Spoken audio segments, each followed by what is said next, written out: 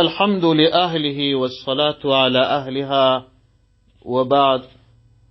محترمو او معززو ورونو، د دین د ابتدایي زده کړو د درسونو په سلسله کې مو څو درسونه د مسلمانو خویندو لپاره ځانګړي کړي وه. د هغه درسونو په سلسله کې مو نن درس دې ته ځانګړی کړی دی چې د اسلام په مبارک دین کې د ښځې مقام او حیثیت څه دی. تر اسلام مخکې چې مشرکین و هغو ښځو ته کم مقام ورکړی و، عیسویانو کم مقام ورکړی و، یهودیانو کم مقام ورکړی و، او ښځه په خپل حیثیت پوه سي. محترمو معززو ورونو او خویندو، ښکاره خبره ده چې د اسلام دین حق دین دی، الله را لیږلی دین دی، الله جل شانه عادل ذات دی. عادل ذات چیرې هم پر چا باندې یوه ذره ظلم نه کوي. مخکې تر دې چې د اسلام په مبارک دین کې د ښځې حقوق واضح سي، تاسې ته د پخوانیو دینونو حال درکوم چې هغو څنګه عقیده درلوده. مشرکینو دا عقیده درلوده چې نارینه اولاد دا د انسان لپاره کمال دی او لور لرل دا د انسان لپاره عیب دی. ځکه نو دی دا عادت درلودی چې کله به لور پیدا سوه هغه لور به ژوندی په خاورو کې ښخول. په قرآن کې الله جل شانه یادونه کړې ده، وایي د قیامت ورځ چې راسي په هغه ورځ به د دې پوښتنه وسي. الله فرمایي واذا الموءودة سئلت، کله چې د هغه ژوندۍ ښخې شوي ښځې څخه ماشومې نجلۍ څخه پوښتنه وسي چې پر څه باندې ته وژل سوې وې. دوی به دا عادت درلودی چې کله به یې ماشومه لور پیدا سوه نو د شرمه به کور ته نه راتلل او لیرې به ګرځېدل، مخ به یې تک تور و، د ځان لپاره به عیب و پیغور بالی. بیا چې به کله رالی هغه ماشومه لور به یې واخیستل، ژوندۍ به یې په خاورو کې ښخه کړل. د پیغمبر صلی الله علیه وسلم څخه مشهور روایت دی، یو صحابي پیغمبر علیه السلام ته قصه کوي. هغه قصه چې پیغمبر علیه السلام اوري، د پیغمبر علیه السلام د مبارکو سترګو څخه اوښکې تویږي او هغه صحابي هم اوښکې تویوي. دی وایي چې موږ په جهالت کې وو، د کفر په وخت کې وو. زه چیرې په سفر تللی وم، د سفره څه چې رالم یوه بوټکه نجلۍ پر پښو ګرځي. پوښتنه مې د مېرمنې څخه وکړه چې دا نجلۍ څوک ده؟ دې راته وویله چې دا خو زما او ستا لور ده. ما ته قهر و غضب راغلی. مېرمنې ته مې وویل چې تا ما ته پیغور پرېښی دی، ولې دې دا نجلۍ چې پیدا سوې وه داسې دې وژله نه؟ نو وایي بیا مې دغه ماشومه نجلۍ د ځانه سره روانه کړل. چابک چابک روان یم. د لوی انسان پښې غټې وي او په تک کې چابک وي. معصوم او ماشوم کوچنی هغه خو دومرې توانایي نه لري چې د لوی انسان سره په قد ولاړ شي. نو دی به چابک چابک تلی، دا ماشومه نجلۍ به دغسې ورسره ځغلول چې هر څومره به ستړې وه او هر څومره به ساه لنډه لنډه کېدل. خو د شرک عقیده وه، د نفس پرستۍ، د شیطان د بندګۍ، د نفس د بندګۍ غرور و. دغه ماشومه معصومه بې وزلي بې ازاره بې ظلمه ماشومه نجلۍ یې کشول. وایي بیا مې دغه ماشومه نجلۍ راواخیستل، تر دا یوه لاس مې ونیول، یو ډېر غټ څا و، پورته مې کړل، هغه څا ته مې ور واچول. وایي زما تر اوسه پورې د هغه ماشومه نجلۍ هغه اوازونه په غوږو کې دي چې ویل به یې یا ابتاهو یا ابتاهو یا ابي، ای پلاره ما څه ګناه کړې ده چې ته ما وژنې؟ نو دا بد عادت و. مشرکانو ښځې بدې ګڼلې. او همدا ډول د دې چې به کله د حیوانانو بعضې بچان وزېږول، دا د نارینهو غوښې یې دوی پر ښځو حرامې کړې وې، ښځو ته یې حق نه ورکاوه. یوازې به یې نارینه وخوړلې او که به چیرې د دې حیوانانو څخه کم بچی پیدا سو هغه به ښځینه و، بیا به په هغه کې مردار به پیدا سو، په هغه کې بیا سره شریکان وه. او د کفارو دا عادت درلودی چې کله به ښځه په میاشتنۍ ناروغۍ کې وه دا یې ناپاک او نجسه بلل، په کوټه کې به یې کلفول او د دې سره به یې تعلق نه ساته، د لاس خواړه او خبرې مجلس به یې حرام ورسره ګاڼه. کله چې به یې خاوند وفات سو نو 1 کال به یې دې ته کوټه کلفي سزا ورکول او دا دې حق نه درلودی چې د خلکو سره خبرې وکړي. دا یې د عیدې په نوم باندې او دا یې د دې ناصیت بالی چې د یوې ښځې خاوند به مړ سو، ول دا ناسي وه. ښځو ته د طلاق حد نه و.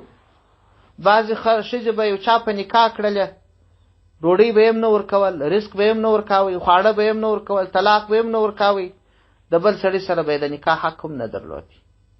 او کله چې به هغه ښځه سړی مړ سو بیا اجباراً دې حق نه درلودی چې په خپله خوښه بل ځای نکاح وکړي. او همدا ډول دوی به قانون دا ایښی و چې په میراث کې هغه څوک حق لري چې هغه د آس سورلي کولی شي، توره چلولی شي.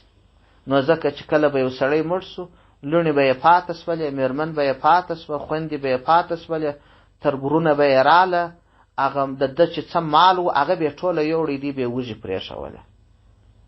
داسې ظلمونه وحشتونه د کفارو کول. دا یهودیانو دا عقیده درلوده چې ښځه ناپاک مخلوق دی. عیسویانو دا عقیده درلوده چې اختیارات یوازې د ښځې دي، د نارینه د ښځه دی هېڅ اختیار حق نه لري، هغه لکه یو مال یا مخلوق د یو نارینه دپاره داسې دی. کله چې د اسلام مبارک دین رالی و ښځې ته یې حق ورکړي، ښځه د رانیولو د خرڅولو حق لري، ښځه د دې حق لري چې په خپله خوښه نکاح وکړي، ښځه د پلار په میراث کې حق لري لکه نارینه چې حق لري، ښځه هم حق لري. او کله چې یوه ښځه خاوند یې مړ سي د دې څخه کرکه کول دا ګناه وبلل سول. ښځه په میاشتنۍ ناروغۍ کې نجسه نه ده، دا خواړه پخولی سي، پخلی کولی سي، د لاس خواړه یې پاک دي، په د ماشومو څخه د زیږ په وخت کې دا نجسه نه ده. او دې ته د طلاق اندازه وټاکل سوه چې خاوند حق لري چې 3 طلاق حق لري، د هغه اخواته په 3م طلاق باندې بیا پر ده باندې په مغلظ طلاق کېږي، بیا ده ته نه روا کېږي. همدا ډول و د ښځې نفقه پر خاوند لازمه سوه او د ښځې د میراث حق او د خاوند څخه د میراث وړل، د پلار څخه میراث وړل، د ورور څخه میراث وړل، دا ټول حقوق ښځې ته ورکول شو. دا د اسلام مبارک دین دی چې ښځې ته په هر عرصه کې حق ورکړي، داسې اندازه حق یې ورکړي چې ښځه یې د دې سبب جوړه کړله چې یو څوک جنت ته ولاړ شي. پیغمبر علیه السلام فرمایي، وای صحابي ته وای ورسه د مور خدمت وکړه، فإن الجنة تحت قدمیها، ورسه جنت دې د مور تر پښو لاندې دی. او پیغمبر علیه السلام فرمایي، وای څوک چې د 2 لوڼو حفاظت وکړي، تربیت یې وکړي، دین په زده کړي، الله جنت وله ورکړي، جنت وله واجب دی. او کله چې یو ماشومه انجلۍ پیدا سي، عقیقه خوشحالي به کوي، خفګان به نه کوي، یو پسه به حلاله او نفقه یې پر تا فرض ده د بلوغ تر وخته پورې. د بلوغ وروسته که یې نکاح وکړه پر خاوند یې نفقه فرض ده، که نه پر پلار یې نفقه فرض ده. ښځه چې کله اولادونه ځوانان سي بیا پر اولادو نفقه فرض ده. ښځه د پیدایښت څخه تر مرګه پورې د کار کولو خلاصه ده، پر پلار یې نفقه ده، پر خاوند یې نفقه ده، پر اولادو یې نفقه ده.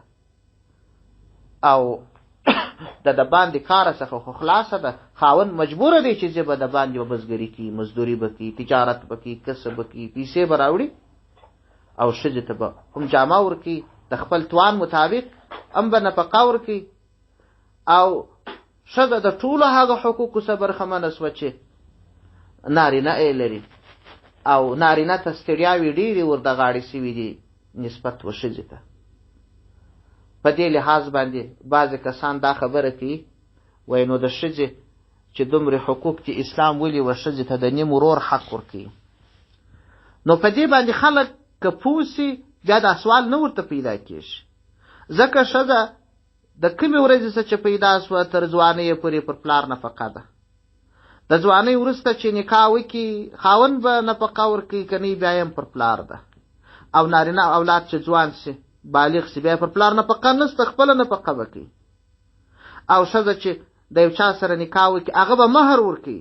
هغه مهر ولور به داسې نه وي لکه زموږ په ټولنه کې چې پلار یې واخلي جیب ته یې واچي او یا وایي زه لور ته کور په ورکوم. دا اختیار خو د ښځې دی که کور په کوي که نه په کوي. هغه مهر یوازې د ښځې حق دی. خاوند به د دې د پریوتو بسترې، د ژوند سامان، کوټه، کور دا به هم ورکوي او د هغه تر څنګ به جامه هم ورکوي، نفقه به هم ورکوي، دوا به هم ورکوي.